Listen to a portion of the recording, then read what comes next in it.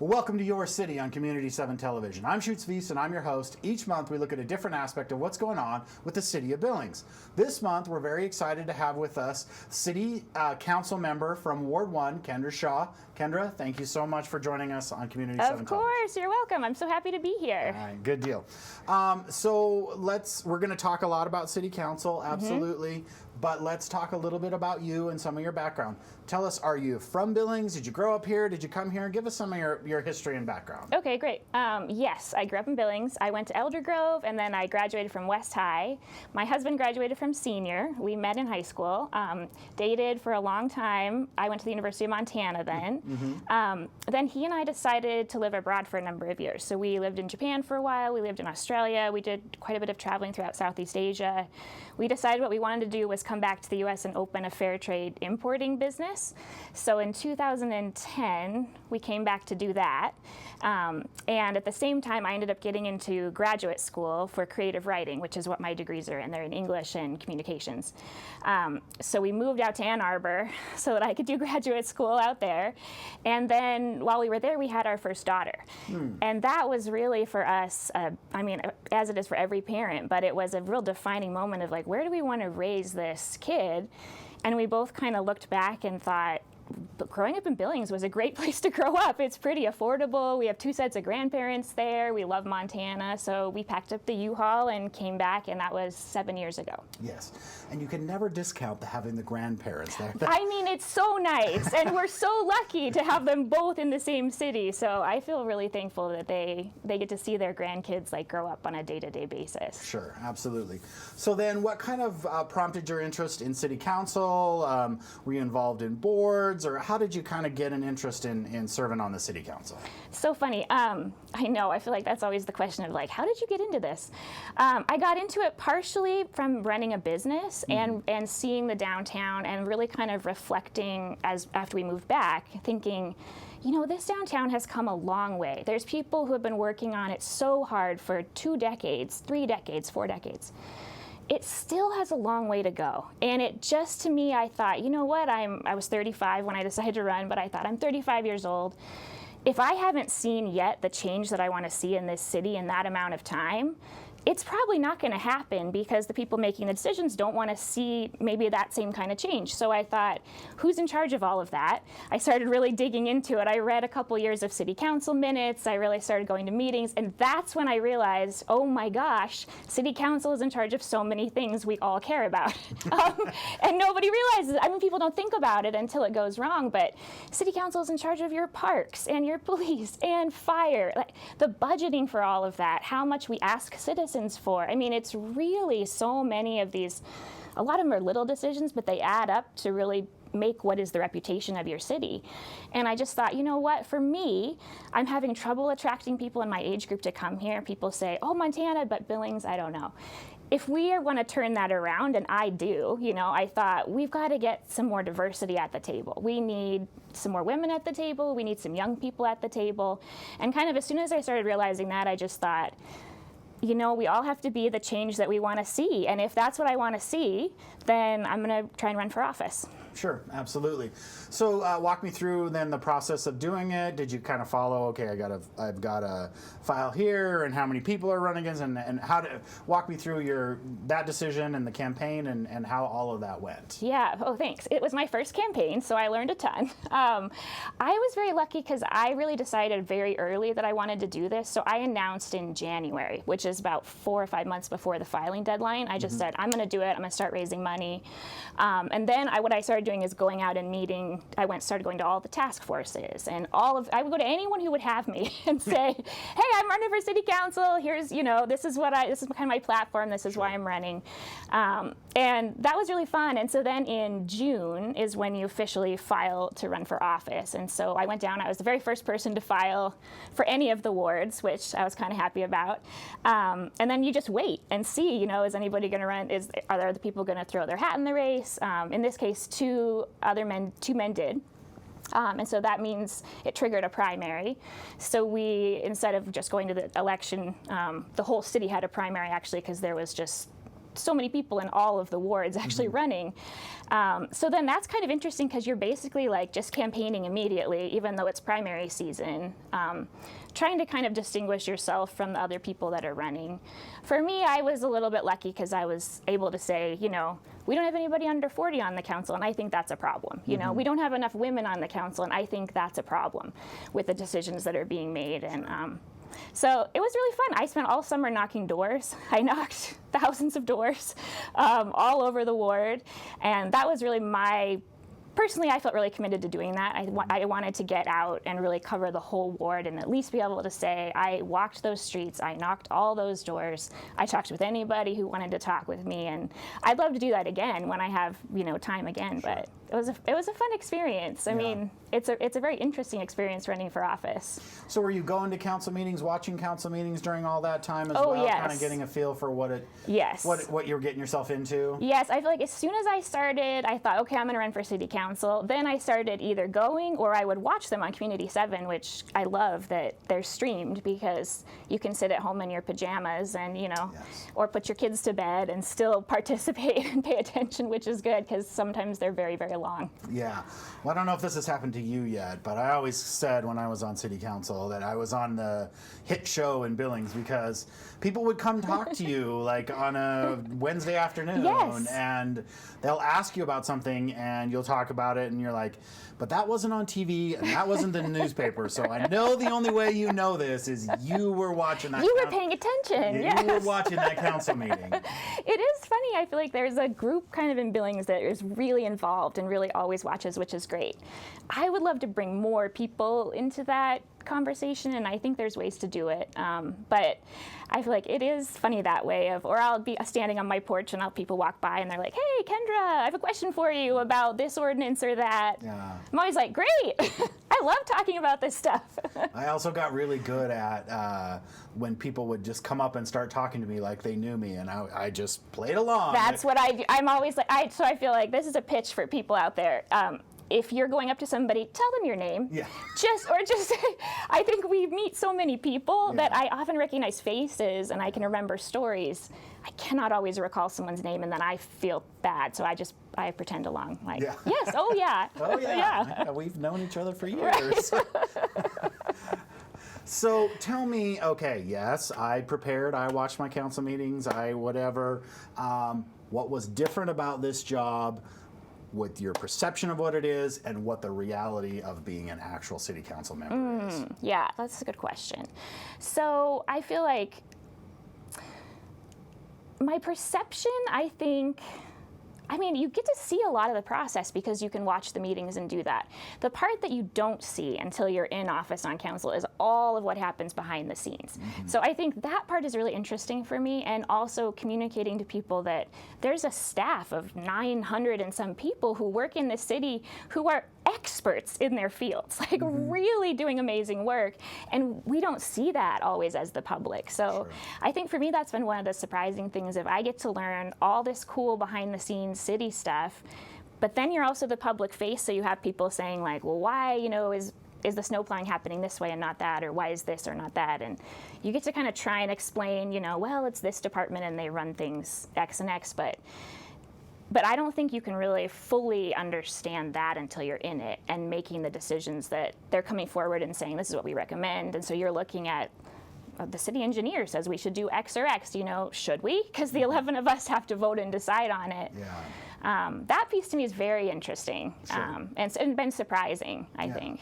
What have you found to be your least favorite aspect of serving on the council? There's absolutely no question. My least favorite aspect is how long the meetings are. I have a real problem with them being 5-6 hours long. I think it discourages public participation. It makes it really difficult for people to follow along and understand what's going on in their city. I think people don't have time for that. I also think it's a waste of council and city staff's time. This is just my personal take, but that is by far my least favorite thing, is I think those meetings should be a lot more efficient, and I would like to see us figure out what we can all do to make that happen. there's a really... But other than that, I feel like I really pretty much love the rest of it because Yeah. I get to learn all this really interesting stuff. Right. There's a real balancing act to that, because when I was on the council, there was a council member that we had that was, he was on the council before the meetings were on TV, and he said they were very quick and efficient. Oh, really? And that once they were moved onto TV, they were not so quick and efficient. Oh, how interesting. But then you lose the transparency of it being I know. on TV, being streamed, all those places where people can access it. You would lose all of that, because he said people feel like they need to. He was talking about council members, not the public. He was talking about council members. He said council members feel like they have to talk on every issue, even though they already know how they're going to vote and whatever. And I always felt like, there's 3 arguments for this thing, and there's 3 arguments against them, and 15 minutes ago we had been through them twice. Yes. Let's just make a decision and vote. I feel like there's a lot of that, yeah. And that's interesting because I didn't realize, that maybe some of that happened with the switch to TV, but that does make sense to me. Yeah. I think maybe it's for me. Also, I think I don't get most of my news from TV. So for me, the idea of being told to watch a 6-hour meeting every week is that's not at all how I interact with usually news or media. For me, it's a lot more social media, it's stuff like that. So to me, I'm okay, if as a council person you feel the need to make speeches or do those things, there are other avenues these days than this one meeting once a week. But that's just my personal take. Yeah. What is your favorite aspect of serving on the council? I get to work alongside some people that are doing just the coolest things. I'm sure you found this out, but I feel like Dave Mumford, who's just retired, who was our Director of Public Works, has led an incredibly innovative department at the landfill. I feel like I spend so much time talking about the landfill to people, but I'm did you know that they've laid all this methane pipe and converted all of their vehicles onto methane, which is not only better for the workers, they have fewer headaches, but it's saving the city a bunch of gas money. People don't see that stuff, but I think there's really cool stuff going on and being planned for behind the scenes in the city that I feel like I get kind of a sneak peek into with being on council, and it makes me excited for Billings. Yeah, absolutely. I'm sure when you were running and preparing to be on the council, you were planning for the COVID pandemic, and you knew exactly. That's right. I had a playbook already. Now, this came out of, nowhere for everyone. Talk to us about being on the council during the pandemic. What have you guys done for planning? What has the city kind of done? And how has that all kind of played out during the time you've been on the council? Yeah, it's a very interesting time. I feel like Billings in general, and from my perspective, has done a really good job. I think our city staff mobilized very quickly and nimbly. We kind of had, somebody referred to the librarians as Swiss Army knife librarians. They were kind of going all over the city doing all these fill-in jobs. The library became, the child care center, as we know. I thought our city handled that really well. I think what's been interesting for me and what the COVID kind of epidemic has exposed is that there's not as much communication between city leadership and county leadership as I had assumed was happening. And I think there was a lot of efforts to bridge that, especially because of COVID, and to really make sure everybody was on the same page. But to me, I still do see a divide in that way that is kind of puzzling, and I think sometimes makes it hard on the Billings. I'm sure it makes it hard on the county side too. Sure. I think that there's maybe not as much of a concerted planning effort of the elected officials. I think staff, they have some committees and stuff, but I'd like to see more of that. Because to me, COVID kind of exposed that of okay, the county's in charge of this and we're in charge of this, but we can't do that. Only the county can mandate that, and that was very tricky. We also, I wore my mask here, but we also have gotten so many emails on masks, both pro and against, and council has wrestled with it. I think the public hasn't totally seen that, but behind the scenes, we've had a lot of conversations about, some of us have, should we have mandated masks early? What does that look like? But then it becomes very tricky with what's the county's jurisdiction and how that plays out. And so that to me, how all the pieces play together has been really illuminating in terms of COVID. I don't think I would have had such a crash course in it immediately if not for that. Yeah. Kind of, I guess, from the council's perspective, what have you guys seen as been the biggest impacts of the pandemic on, I guess, day-to-day operations or departmental operations or that kind of stuff? Where has the biggest impact been seen? So it was initially, I would say, because the city did furlough a number of employees. Mm-hmm. To me, the bigger impact right now is that council, the budget is not in a good place. It hasn't been for 2 years, so it's been underwater for 2 years. We don't have the money from reserves to fill it. We're already in a financial emergency, really, as the city, and it's happening at the exact same time as the pandemic. So those things kind of are getting conflated, but one is sort of exacerbating the other. If we can't, or council chose not to be able to go forward to ask the public for the full amount we really need because of COVID. So to me, it's kind of like that's the long-term play, but that is what I see. That's what I see COVID causing in terms of our ability to get the city back on its feet. It's going to slow that stuff down. And if, for instance, the levy that we're going to ask voters to pass on September 15th doesn't pass, there were some pretty frightening cuts that were kind of dangled this summer, and it's going to look like that but worse. So that to me it will be in a way an impact of COVID, even though it's not directly related to tons of our citizens getting sick, thank goodness, yet. I mean, we're hoping that the rises we're seeing now will kind of start to stave off as people start to wear more masks. So where is the city really seeing the increase in revenue? Because I would assume property tax would be lagging enough that you wouldn't see it there.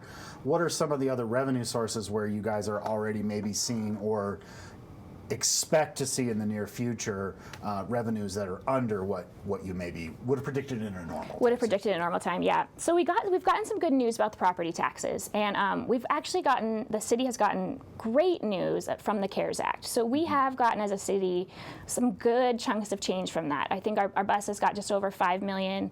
The airport got about 12. Public safety in Billings, so police, fire, that was just extended. So we're going to get just a little north of $6.2 million, I believe, to back fund some of that. Sure. That will be incredibly helpful, absolutely. Incredibly helpful. We're very thankful for it. At the same time, it's one-time money that's not going to solve any of these long, ongoing problems. So we really are just still left with the underlying issue of Billings can't afford the city it's built. Have you gotten any communications from the state of Montana? I know the state of Montana sends money as part of the big bill allocation. Yep. Have you gotten any indications from the state of Montana that, I know usually we're going to send you this amount, but it's probably going to be way more like this amount? We haven't yet. At least that hasn't directly come to City Council. I don't know if that will. Yeah, I'm curious about that with our legislators all being elected this fall. Yeah. How that will work because, but no, we haven't been. That hasn't been directly communicated to us that we should expect a much smaller share. I think largely that's being padded by the CARES Act. Okay. So if this next funding package from the federal government doesn't include some of these things, I think absolutely yes, the state will be having those conversations with its big cities, unfortunately. Has there been anything that you guys have change in procedures, way that you look at things that was forced upon you because of the COVID pandemic that you guys have had some time now to reflect on it and say, well, we should have been doing business this way anyway. This is way better. This is better for the public. This is better for us. This is way better. Let's just keep doing this moving forward. I feel that way about the Zoom meetings. I think I might be in a minority on that, but I could do them forever. I think to me it's not. We're at our homes. We don't have to deal with all this stuff. I have been thinking going forward, maybe we could have every other maybe our work sessions could be on Zoom and regular meetings could be in person. After this is all over. But to me, I would happily continue those ongoing into the future because I think it's nicer for staff. Yeah. It's easier for council. If these meetings are going to be 5 or 6 hours long, I can sit in a chair with good back support and not the council desk where you're like, oh, I'm sorry, Mike, keeping your elbows to yourself. Yeah. What keeps you up at night when you think about the future of the city of Billings? Two things. Can I say two things? You can say two things. Okay, I yes. know. So one is public safety. This was probably the biggest issue I ran on. I was assaulted at the library a number of years ago, which I've shared with people. It's part of what I started paying attention to the violent crime rates. I kept seeing it go like this, despite efforts to bring it down. So for me, that issue absolutely keeps me up at night. To me, it's also a larger conversation of we're missing social services to fill in a lot of these gaps. Sure. So I want to come back in 2021 and say to Billings, here's a package that includes the investment we need in public safety, but it's also going to include the investment we know we need to make on the social service side. Yeah. That's one thing. The other thing that really keeps me up at night is that Billings has a big reckoning coming of our population is aging so fast, and we are not attracting people, I'll just say under 40, 45, 50, Sure. to come here in the numbers that we need to. Our hospitals are saying they struggle with recruitment for Billings because people are asking, how safe is the city? How are the schools? Our schools are great, but they're saying, do you have any new parks? And we haven't built any new major parks in my lifetime. It's a long time. We're not investing in the city in a way that makes it seem really attractive right now to a lot of people under 40 to want to come here Sure. and raise their families here. So to me, that's a really big issue that we don't have a lot of time to solve. And I see the path forward as like downtown revitalization, trails, parks. You invest in the city, in the public amenities of it, and those are the cities that young families want to come and live in. Mm-hmm. But also like public safety, it's a very multifaceted conversation of Sure. how, and I'm not the only one having it, of course. There's lots of people who are worried about this, but to me it should be a very big concern to Billings. And I feel like knocking doors, I saw it again, like, wow, our population is older than I had realized. In just a lot of them, and that's great, but as people are moving into fixed incomes and we're trying to ask them to invest in our city because we have what I consider a pretty broken, wobbly tax structure, that's a hard sell. Sure. And I understand that. So kind of gauging off that conversation, if you gaze into your crystal ball, what do you see as being the next big issues for the city of Billings the next 3 to 5 years? What are the things that we're going to be struggling with? So I tell everybody this, and I'll tell you, totally nonpartisan, but talk to your state legislators about tax diversity. Getting Billings some other tax options. There's all the big cities struggle with the way that we're funded right now. We can only come to the voters and ask to raise property taxes. I don't think that's very fair when we are a city of 100,000 people. We're a trading hub for 650,000 people. We have 500,000 people that come here to shop every year, but they're not paying for our roads or our police when they call them, or our water or our sewer or any of those city amenities. They're helping our businesses, which is wonderful, but the city doesn't directly see any tax revenue from them. And there is no way, we're not allowed to tax sales, we're not allowed to tax income. So to me, and this can only be changed at the state legislature, but to me, this is one of the biggest problems Billings is facing, is that our tax structure has made it so that we're just burying our property owners, and everyone in Billings pays property taxes. It's not just owners, it's renters, it's everyone, but we're burying people in property taxes in a city that has an affordable housing problem. There's a reason why these things are happening together, So if we want to address affordable housing, to me, we have to bring in another leg so that we can take some of the pressure off of property taxes. So I would say that's the biggest issue, one of the biggest issues from the city side that I would be asking your legislators as they're being elected of. It sounds great when people say, I just want to lower your property taxes. That sounds wonderful.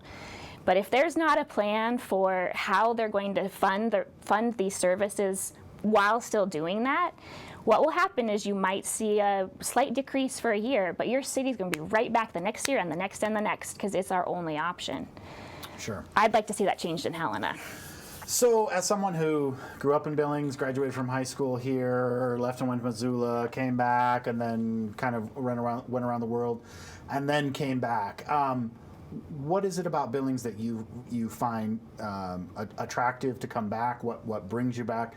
What's unique about Billings that you see about our city?